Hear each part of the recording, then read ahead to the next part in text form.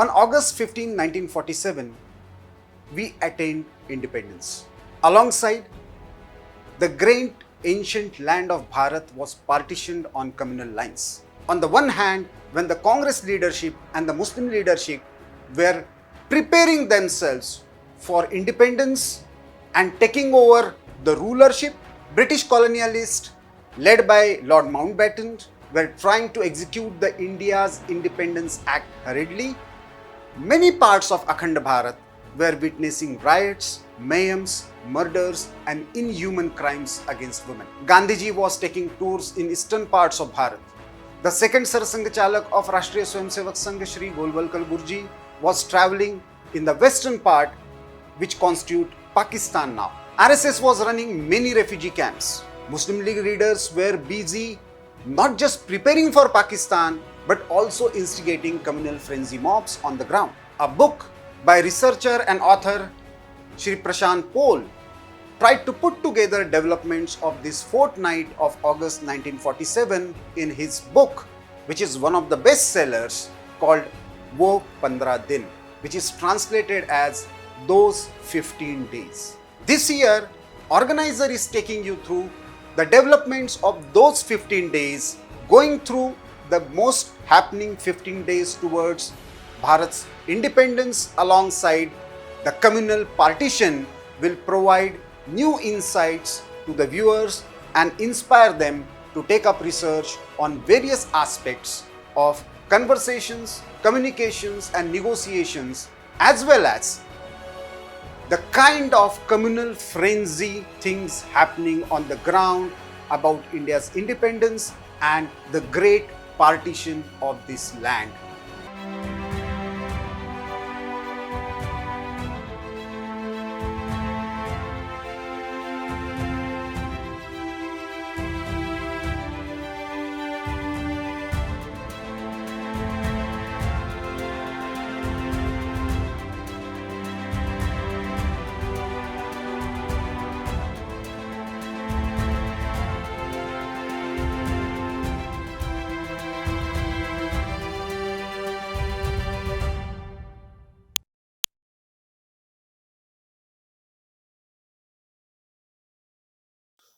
Those 15 days, August 10th, 1947.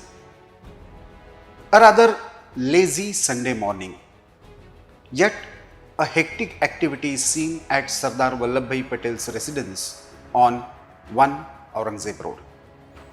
Sardar was known to rise early in the morning. His day started early. Everyone in the bungalow was accustomed to this. Therefore, when the posh and luxurious car of the Jodhpur prince drove in, stood in the porch of the bungalow, it was but a common occurrence for the bungalow staff. Jodhpur's prince Hanuman Singh was not any sundry individual.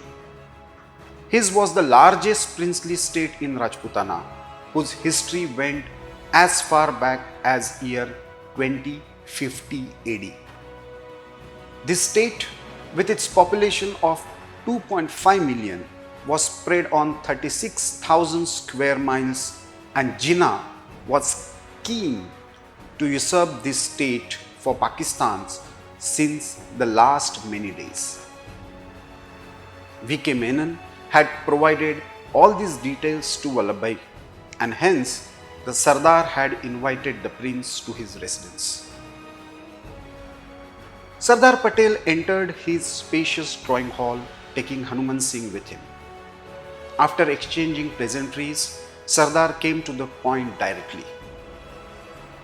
I quote, "I have heard that you had discussions with Lord Mountbatten. What was discussed?" Hanuman Singh replied, "Yes, Sardar Sahib, but nothing important was discussed." Sardar Patel continued, "Also heard that you had a meeting with Jinnah and that you want to remain independent?" An embarrassed Hanuman Singh replied, Yes, you heard it right." Sardar Patel said, "You may remain independent if you want, but don't expect any help from the Indian government if there is a revolt in Jodhpur state because of this decision. Hanuman Singh replied, but Jinnah Sahib had promised us many concessions. He has spoken of connecting Jodhpur's railway line with Karachi. If this does not happen, then our trade would come to a standstill. Sardar Patel said, we will connect Jodhpur with Kutch. Your trade will not be affected in any way. And see, Hanuman, your father Umesh Singh was a good friend of mine. He has left you under my supervision. If you don't follow the straight path, I may have to assume the role of your father to bring some discipline. Hanuman Singh replied, Sardar Sahib, you do not need to do this. I will sign the document of accession tomorrow itself. Maybe it was because of Sunday that Gandhiji's morning prayers in the Sodepur ashram near Calcutta drew a sizable crowd. Gandhiji prayed and spun yarn in the usual style while preparing himself to talk to the people. He was interacting with the people while seated. He started speaking. I was about to leave for Noakhali, but I have postponed the planned tour for a few days because many Muslim friends here have requested me to do so. I thought that if I go to Noakhali and something untoward happens here, the purpose of my life would be lost. He continued to speak in a slow voice. I was very sorry to hear that Muslims cannot go to many parts of Calcutta while Hindus cannot go to some areas. I will go myself to see it. This city has only 23% Muslims. What harm can they do to anyone? I have heard that Hindu police are harassing Muslims in the name of the impending Congress government. If such communalism seeps in the police, then the future will definitely be dark. The number of Hindus present for the prayer was also large. It appeared that they did not like what Gandhiji was saying. They began to ask each other, if the Muslims are only 23% and can still flow streams of blood, what will happen if they are in a majority? After the prayer, Gandhiji had his light diet that included a cup of goat milk, a little dry fruits and dates before entering inside the chamber. He planned to have discussions with the Congress ministers present there. Gradually, the ministers started entering the chamber. West Bengal's future Chief Minister, Praful Chandra Ghosh, and all his colleagues gathered within 15 minutes. Gandhiji began to speak in a gentle and convincing tone. He said, there might be some atrocities against Hindus during Suravardi's government. Perhaps their police too might be acrimonious towards the Hindus. But this does not mean that we would also avenge this. All of you have to ensure that every Muslim in Calcutta remains safe. Elsewhere in Delhi, it was the second day of the All India Hindu Sansad convened at the Hindu Mahasabha Bhavan on Mandir Marg. Delegates had gathered from undivided India as they were full of resentment and outrage over the partition. There was pain among the displaced Hindus and Sikhs. It was the day of resolution. Many speakers gave speeches. Justice Nirmal Chandra Chatterjee, who came from Bengal, spoke very well. He said, and I quote, Congress not only committed a blunder by accepting the proposal of partition by the British on June 3, but has stabbed crores of Hindus in the back. Accepting the partition of India means that the Congress has surrendered to the Muslim League's Gundaism. Unquote. At this conference, the one to speak last, the morning session, was Veer Savarkar. His blistering attack and logical points left all the delegates dumbfounded. Savarkar said, and I quote, now there will be no memorandum, no request. Now there will be direct action. Hindus of all parts should work to make Hindustan undivided again. Nehru's logic that we approved Pakistan to avoid bloodshed is fallacious. Bloodshed was not avoided. On the contrary, Muslims are vying to break this country further by threatening with more bloodshed. If these attempts are not thwarted now, there will be a danger of making 14 more Pakistans in this country. Therefore, bloodshed needs a befitting retaliation without fear. Hindus should get organized and become strong, forgetting their differences of parties to end this partition of the country." Unquote. They demanded unanimously that all Hindus should be united, overcoming the barriers of political differences for an undivided India. The saffron flag should be made the national flag, Hindi should be the national language, and India should be a Hindu nation. There was also a demand for elections in the country at the earliest. In Karachi, overshadowed by cloudy atmosphere and sprinkling of light rain, the first brief meeting of the Pakistan's Constituent Assembly was held in the hall of Sindh Provincial Legislative Assembly. There was not much work to do. Whatever work was to be done was slated for the next day. Quaid-e-Azam Jinnah was going to address the assembly then. The proceedings of the assembly began exactly at 11 a.m. Of the total number of 72 members, 52 were present. 2 Sikh members from West Punjab had chosen to boycott the proceedings. Obviously, they were not present. When Barrister Muhammad Ali Jinnah, who was declared the Governor General of Pakistan, got up to go to the stage from his seat in the first row, the members clapped and thumped the desks to welcome him. Jinnah first put his signature on the register of Pakistan's function. The name of Jogendranath Mandal was proposed for the President's post of Pakistan's Constituent Assembly, and it was approved as well. Jogendranath Mandal, who was the law minister in the undivided India's government and a Dalit leader, became first president of the Pakistan's Constituent Assembly. He had joined the Muslim League in 1940 after being expelled from the Congress. He was a minister in Sahid Sohrawardi's cabinet in Bengal. Mandal had toured entire Bengal during the Direct Action Day in 1946, asking Dalits to not go against the Muslims. The Muslim League and Jinnah had taken cognizance of Jogendranath Mandal's work and made him the president of the assembly. The proceedings of the assembly lasted for only an hour and 10 minutes.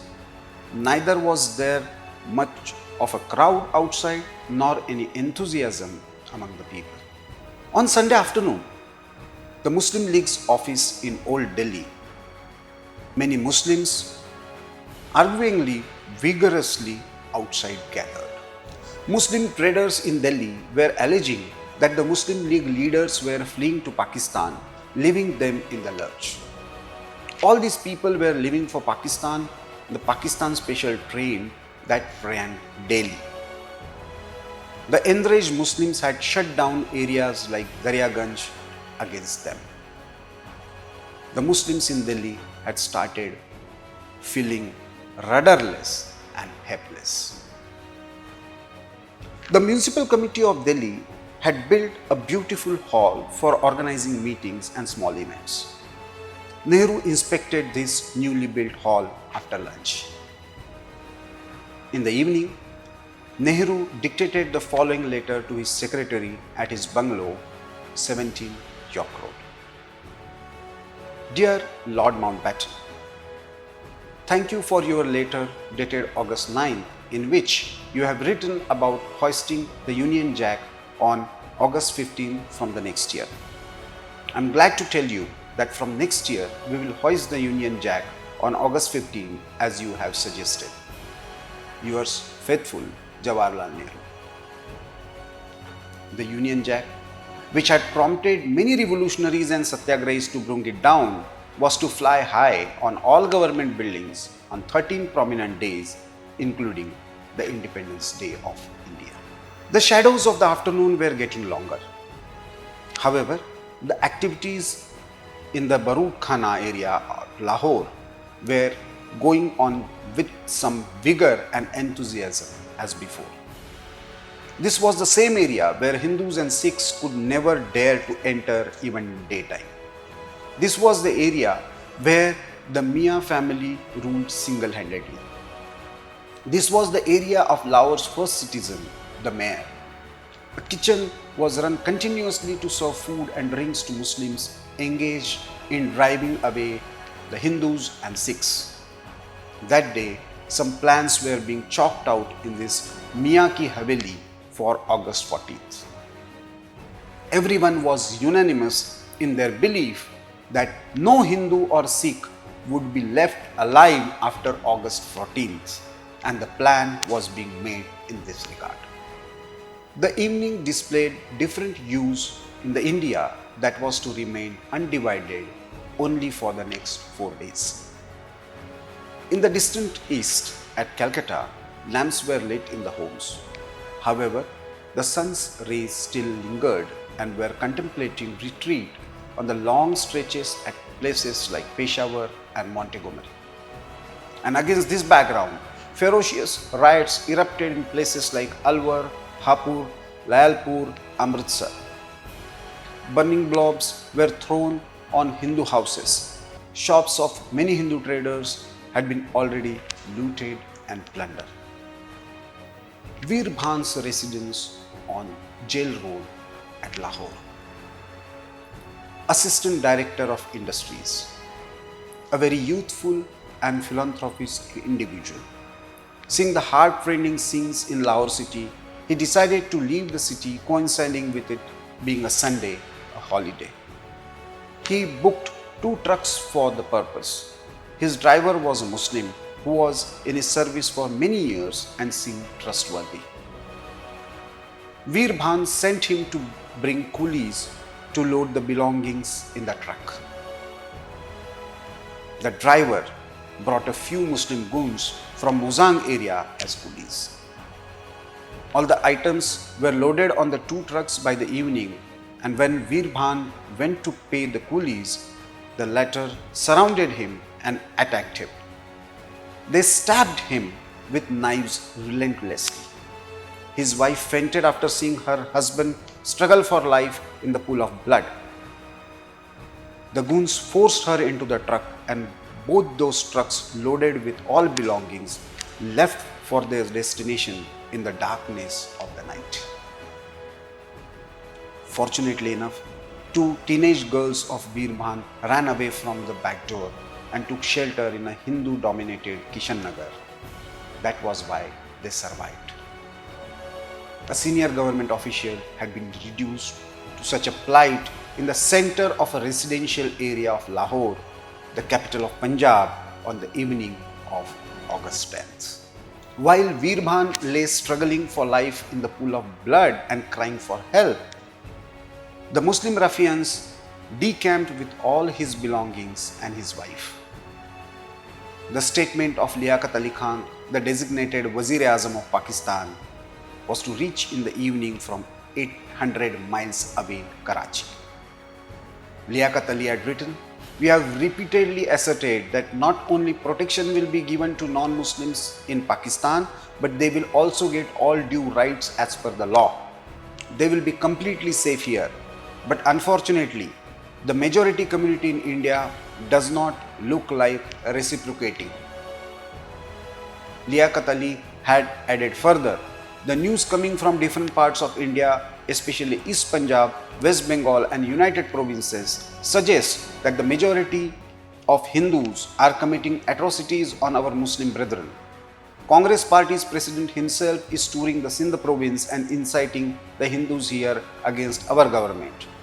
I have understood from the latest reports that Kripalani has threatened that Hindus in Sindh would take the law into their hands, and whatever happened in Bihar will be repeated in Sindh too." RSS office in Lahore. Small but always overflowing with workers and swayamsevaks. The office was fairly crowded even at 10 o'clock at night on Sunday, August 10th. The faces of the Swayamsevaks reflected the tension that they were going through. Everyone was worried about taking the Hindus and Sikhs safely to the East Punjab. The bus of Dr. Hedgewar, the founder of Rashtriya Swayamsevak Sangh, outside the office, shone in the light coming from the yellow lamp burning in the adjoining room. The first statue of Dr. Hedgewar in the country was witness to the indomitable courage, forbearance, and the victorious attitude of the Swayamsevaks from the Punjab province. This was August 10th, 1947.